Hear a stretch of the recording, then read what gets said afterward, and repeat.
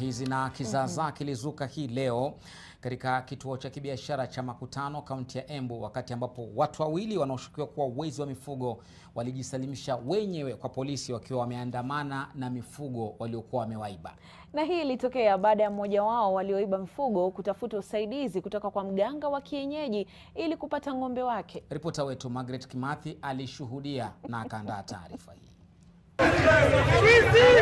Biashara katika kituo hiki chenye shughuli nyingi zilisimama baada ya washukiwa hao wawili walionekana kuwa katika sitofahamu kujiwasilisha kwa polisi, huku wakiandamana na ng'ombe aliyedaiwa kuibwa.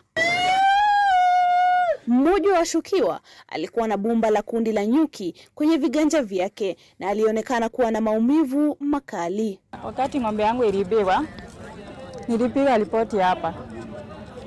Nikakuja nikaripoti, nikaenda.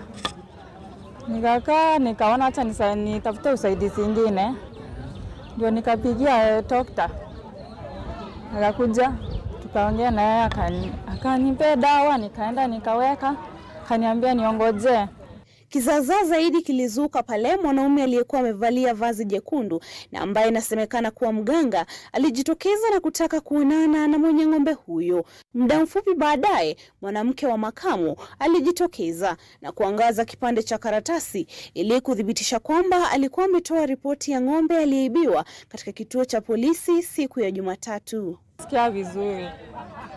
Nafurahia ng'ombe yangu imepatikana, imerudi. Sitaenda kitanda leo nasikianga, lakini leo nimekubali kujionea.